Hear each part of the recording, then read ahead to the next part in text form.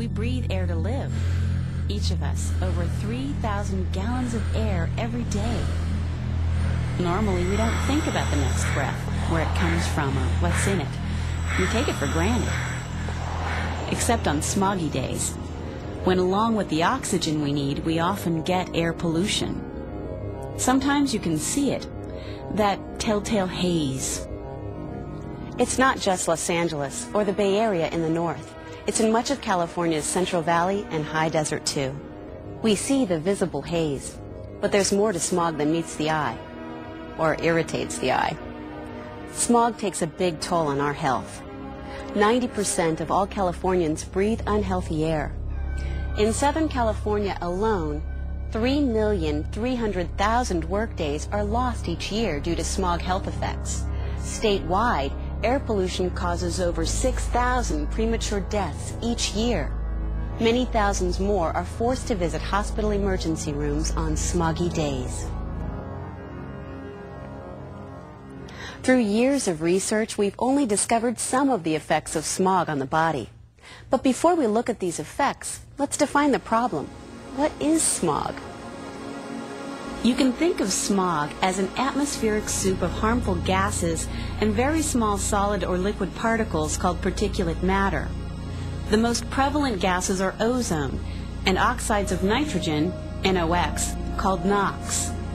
Carbon monoxide and sulfur dioxide are other air pollutant gases, but we're going to focus on ozone, NOx, and particulate matter because they're California's worst air pollution problems. NOx gases come from just about any kind of source where fuels are burned, from cars, trucks, power plants, and factories. Natural oxygen and nitrogen in the air combine under high temperature to make NOx. Every morning, thousands of tons of NOx and hydrocarbon gases are spewed into the air. Hydrocarbons come from fossil fuels, mainly gasoline and diesel, when they are burned. They also come from the evaporation of fuels, chemicals, and solvents.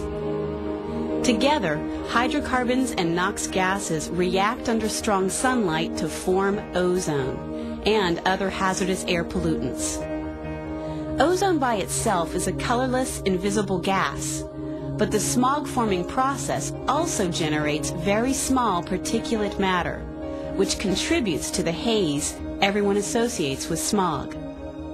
As evening approaches and sunlight weakens, less ozone and particulate matter are formed, and smog levels drop. Over the past 30 years, we've made progress cleaning up the air. Ozone and NOx levels have come down, but not far enough. Ozone and NOx are still big problems, but today, particulate matter is taking center stage. Smog is not the only source of particulate matter. Other particles come from the combustion of fuels, small, nearly invisible toxic particles of smoke and soot. Many of these particles are so small they can stay suspended in the air for days, even weeks at a time, traveling many miles before settling to the ground. You know when you see visible dust that it's a good idea to stay away from it. But it's what you can't see that can get you. So how small are we talking?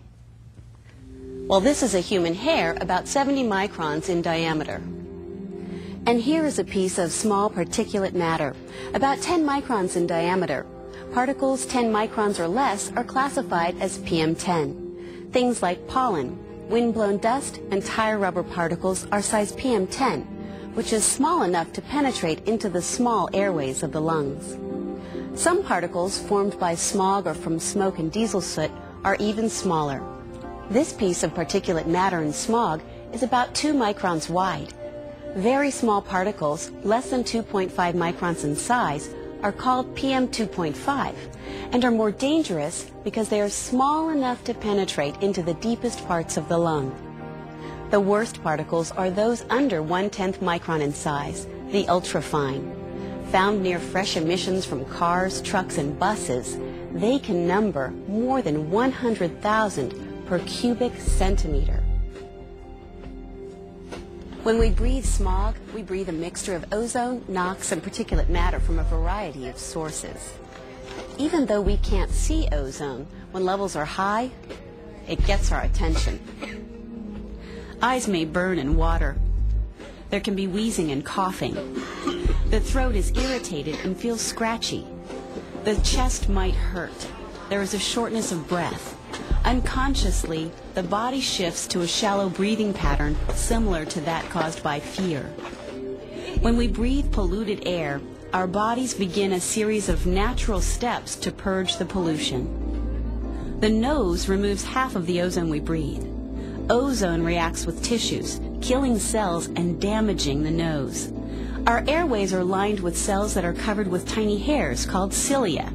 They beat in a rhythmic pattern, moving mucus up to the throat where it is swallowed. Mucus is important because it sweeps up harmful particles as well as bacteria and viruses.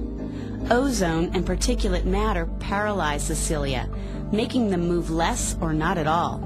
They can't do the job they were designed to do, clean out the lungs. This makes us more vulnerable to disease. Like ozone, NOx irritates mucous membranes.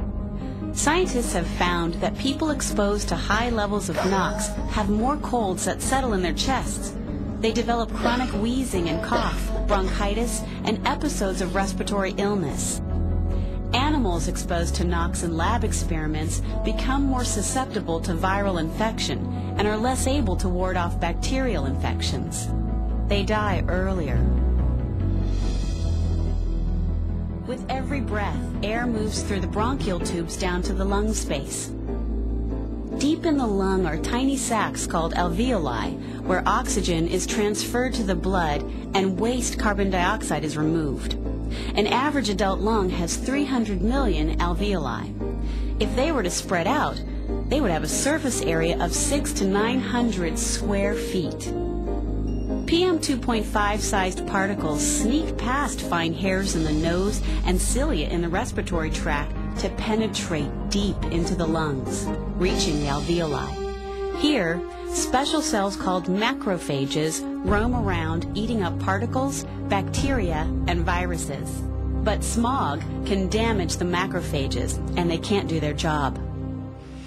Scientists are also finding that there is a link between fine particulate matter air pollution and heart attacks, even sudden heart failure resulting in death. Here's a comparison. This is a healthy open airway, and this is what an airway on smog looks like. Inflammation swells the tissue, restricting airflow. This is not good. Ozone damages the delicate, thin-walled cells in the alveoli. Within a few days, damaged cells are replaced, much like the way skin peels after a sunburn. Laboratory tests show that healthy people breathing smog can lose up to half their breathing capacity. Researchers fear that repeated episodes of lung inflammation may cause permanent lung changes and long-term health effects. Some people think they adapt to smog because symptoms may disappear after a few days. While symptoms may in fact go away over time, it doesn't mean they develop a resistance to smog. Smog continues to cause lung damage even when outward symptoms disappear. A constant cycle of damage and repair may lead to premature aging of the lung. Over days, months, or years, the damaged cells are replaced with thicker, stiffer cells, scar tissue called fibrosis. Scar tissue won't allow life-giving oxygen to enter the bloodstream. When we can't get oxygen, we're in real trouble. Ask anyone with emphysema what it's like simply trying to breathe. 3 groups of people are more vulnerable to smog health effects. The first group are people with chronic obstructive pulmonary disease, which includes respiratory diseases such as asthma, emphysema, and bronchitis. 11% of all Californians fall into this category. They suffer the ill effects of air pollution sooner and at lower pollution levels than healthy people. When smog levels are high, asthmatics can develop serious health problems, many serious enough to require medical attention. Up to 1,300,000 asthma attacks each year in California are aggravated by air pollution. The